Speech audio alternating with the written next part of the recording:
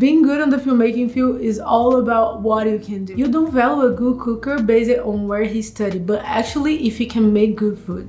And the only way you can do it is by trying the food he makes, right? And the way you can try a videographer's work is by watching a video that contains a mix of videos he done in the past, and that is called a demo reel. I would even say that a demo reel is more important than a piece of paper. Even me, when I was working in a corporate environment, I was in a position that I had to hire a cinematographer and a video editor, and the most important thing that everybody was paying attention was the demo reel. Because by the end of the day, if you went to a college but you were just sitting in the chair, coming back to your home and doing nothing with that doesn't matter. As I said in the beginning, filmmaking is valued by what you do, not what you know. So here are 10 tips on how to make your demo reel. First tip, have at least 4 videos of stuff you made. A lot of people think that they cannot make a demo reel because they don't have enough video. But I want to say that if you have at least 4 videos you created and you're proud of it, you can already start it. Because when you are dealing with a hiring process, the person is not gonna have time to watch 4 entire videos to understand exactly what you do. But they will definitely have time to watch at least a 30-second video. And if you don't have enough videos, better to start small and with whatever you have in hands. And the second tip is make it short and compact.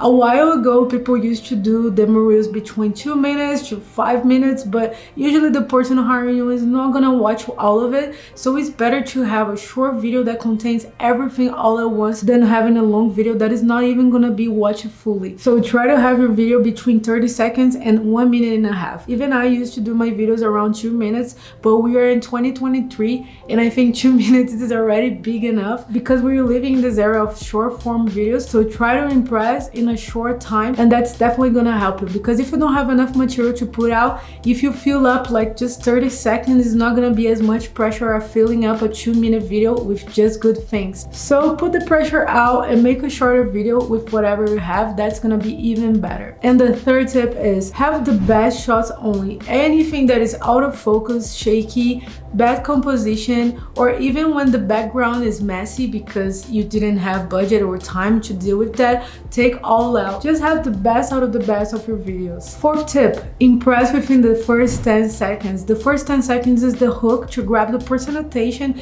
and to keep the person with your video. I'm very proud about this video that I did a while ago. It's an old demo reel, but I was using motion graphics and applied myself to kind of build a story that talks with the person. So I was able to hold their attention to watch my things. Check it out how I did.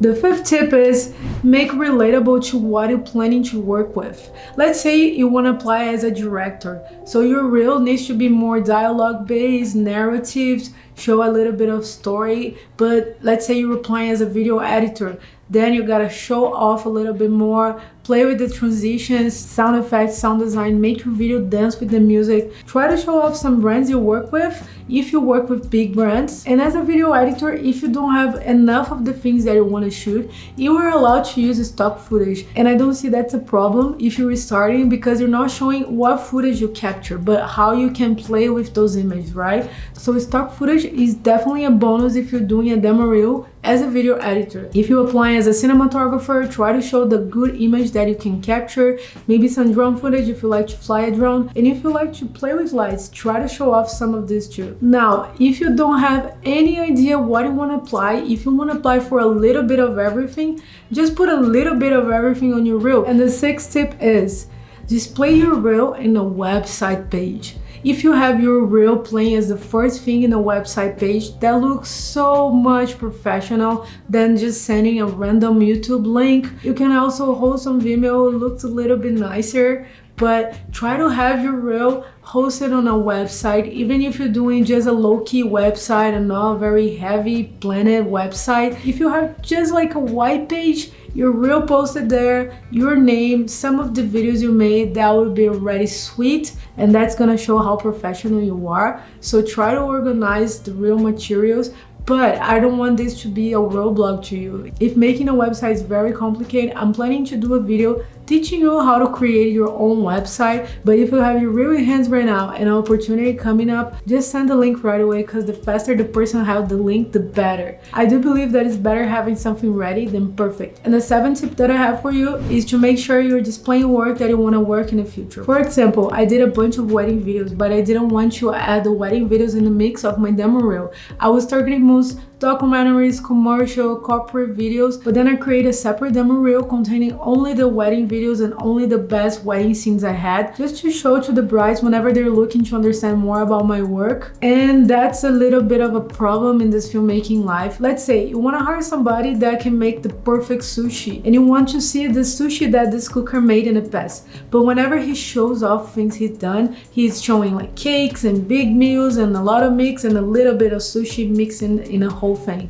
But now, if you find a cooker that is a sushi man and can prove you that he cook a lot of sushi, you're gonna trust more in this person that is doing something more segmented. And that doesn't exactly mean that you need to do one demo reel for a subject that you want to work with, but if you have the time and if you have the materials and the resources, it's good to separate in kind of blocks, because usually brides, they don't want to see car commercials I've done. They just want to see how I was able to capture brides in the wedding day. So it kind of helps the audience to be targeted exactly, and they can trust your work and believe that you can do exactly what they're looking for. But again, if you're a beginner, just have the big mix of things, and slowly you can start to segment according to what you want to niche specifically. The 9th tip that I have for you is to find an impactful song. It's not going to be a big problem to have a low-paced music, because you can let the image sit and relax, and your audience are going to be able to digest the image in the pace of the music. But now, let's say you're doing a video editing reel,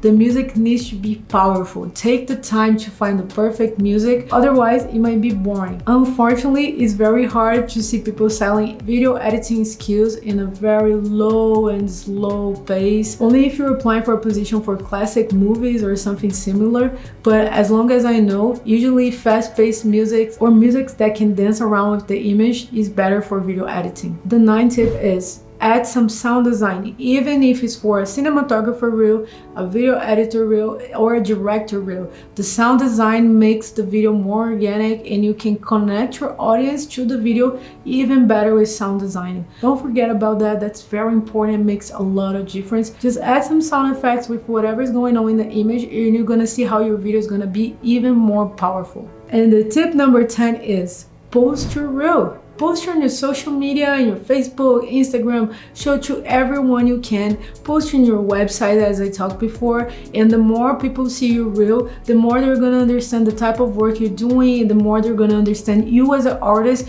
and they can recommend you and talk more about you and bring you work. The more you're showing off and the more you're out there, the more opportunities you can bring to your life. So that's a definitely recommendation for you. Don't forget to post your reel on everywhere you can. And I even learned this tip from Danny Gavertz, that he emails his demo reel for his clients so they know whatever is going on, and if they like your work, they're gonna definitely come back to you. And my bonus tip for you is a personal strategy I've been using a lot whenever I was doing my demo reel, that is, use storytelling in your favor. Everybody that are making their demo reels, they just make like a music video type of thing, or they just place image on top of music, and when you watch the video fully, that doesn't give you anything. It's just a show off video. If you can increment storytelling in your video, that's gonna be even better, because that's definitely gonna make whoever is watching to be from the beginning until the end. And that's definitely something I really like in the old reel that I showed. And I believe that video definitely stand out from the crowd, because everyone just do those show show off music video type of thing. So why not just play with storytelling? And if you're planning to spike up your business in 2023, I recommend you to watch this video that I talk about how to start your filmmaking business in 8 minutes. And thank you so much for watching this video. Please drop down some comments below if you have any questions. Don't forget to subscribe to this channel because I'm gonna bring even more awesome content for you. See you in the next video.